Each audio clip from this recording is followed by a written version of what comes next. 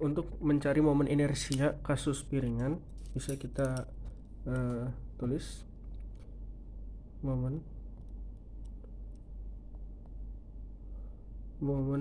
inersia untuk piringan. Misal piringan bentuknya seperti ini. Oke. Nah, piringan ini dengan sumbu putar di titik pusatnya, misal di titik pusatnya ini, titik pusat sumbu putarnya. Nah, kemudian kita lihat di piringan ini kita bisa ambil elemen masanya. Kita ambil di piringan ini masanya, kita bisa ambil suatu juring misal, kemudian kita ambil elemennya di sini dm. Nah, oke.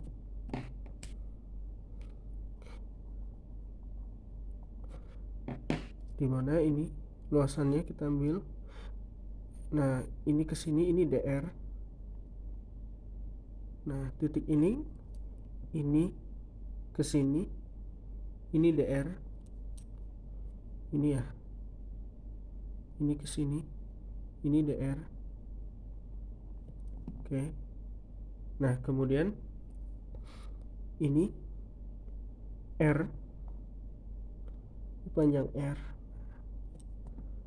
dari sini ke sini, ini r. Kemudian kita lihat ini adalah d tetanya. Nah, ini adalah d tetanya.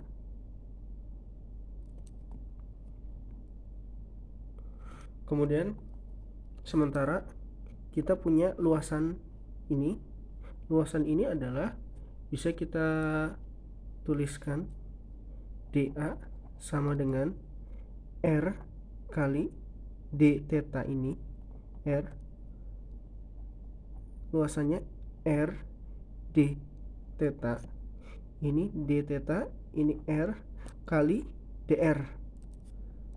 Nah, jadi sekali lagi luas jaringan ini kita bisa peroleh r kali d theta, ini d theta ya. Oke. Dikali dr. Nah, dr ini elemen kecil juga. Nah, jadi kita bisa tulis untuk dm-nya sama dengan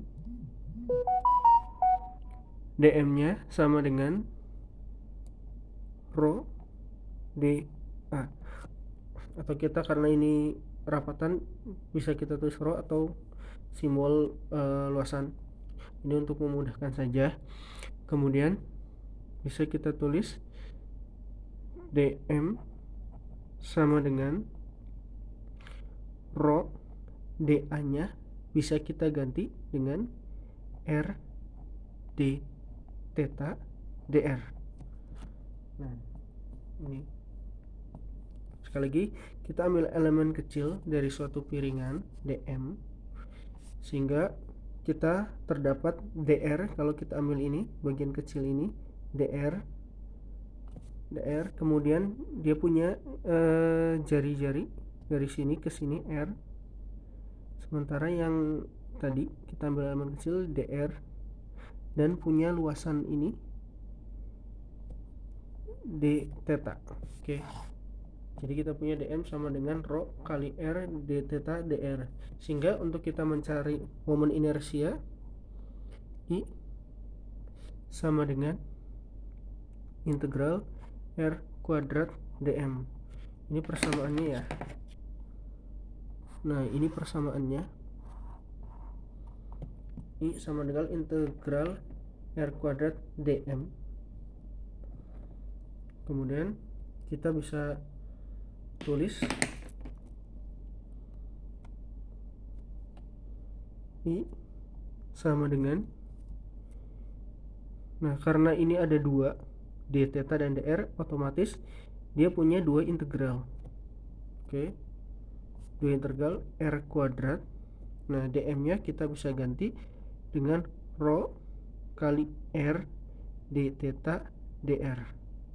Nah, d theta itu piringan, dia punya batas dari 0 keliling lingkaran ya, 0 sampai 2 pi, 360 derajat. Sorry, agak kesini, 2 pi. Kemudian untuk dr, jari-jarinya berarti dari 0 ke r. Oke, jadi kita punya I sama dengan rho nya kita keluarkan. Nah, kita bisa pisahkan juga sesuai dengan tandanya, sesuai dengan yang bisa di ini ya. Kalau rho itu konstan ya, jadi berapa dimanapun titiknya, rho itu selalu sama, jadi kita bisa keluarkan. Jadi integral 0,2 pi d theta kemudian 0 r dr. Jadi kita bisa tulis I sama dengan integral dari theta adalah theta, jadi dapat nya 2 pi. Kemudian ini tadi r kuadrat ya. Nah, r kuadrat, terus ini ada r, jadi r pangkat 3. Ini r kuadrat, jadi r pangkat 3. Jadi dapatnya 1/4 r pangkat 4. Nah, jadi bisa kita tulis I nya, I sama dengan 1/4 setengah kali pi, setengah kali pi r pangkat 4, nah dikali rho. Oke, dikali dengan rho nya. Kemudian kita dapatkan setengah pi r pangkat 4 kali rho. Nah, kemudian kita tahu kalau m itu bisa kita ini, m itu sama dengan rho kali pi kali r kuadrat ya. Jadi m itu bisa kita tulis sebagai rho kali pi r kuadrat. Dari mana? Nah, kita tahu kalau rho itu sama dengan m per v. Nah, kemudian kalau misalkan kita tulis m sama dengan rho kali v. Nah, kemudian kita bisa gantikan, kalau misalkan ini luasan berarti rho sama dengan m per a. Jadi A nya adalah luasan lingkaran pi r kuadrat. Jadi kita bisa ganti rho nya ini menjadi sama dengan setengah pi r pangkat 4, rho nya m per pi r kuadrat. Jadi I sama dengan coret 2 setengah, ini pi nya juga coret setengah m r kuadrat. Jadi adalah ini momen inersia untuk piringan dengan sumbu putarnya di titik pusat. Nah, sekarang seandainya kalau sumbu putarnya itu dia ada di sisi seperti pada batang yang sudah kita bahas sebelumnya. Jadi kalau misalkan di sisi, kita bisa ini sumbu putarnya di sisi ini. Jadi bisa kita gunakan dengan teorema sumbu sejajar. Jadi misalkan sumbu putarnya di sisi, jadi otomatis seperti ini ya.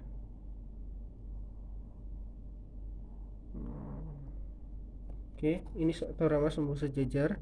Titik putarnya di sini, di pinggir. Kita tuliskan ini adalah S. Nah, kemudian kita bisa tuliskan lagi dengan teorema sumbu sejajar. I S ini titik putar yang di sini di pinggir, IS sama dengan M L kuadrat plus I pusat masanya. Nah, I pusat masanya sudah ketemu, yaitu setengah, ini pusat massa ya, artinya titik putarnya di pusat massa di tengah, setengah M R kuadrat.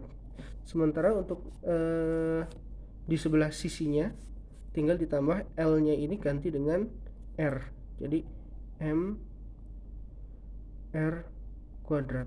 Jadi setengah M R kuadrat ditambah 2/2 MR kuadrat sama dengan momen inersia untuk sumbu putar di sini sama dengan 3/2 MR kuadrat.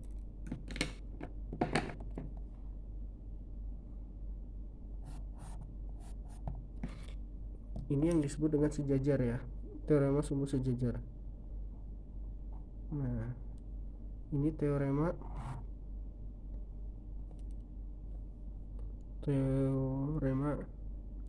sumbu sejajar. Oke. Nah, demikian untuk momen inersia untuk kasus piringan. Terima kasih.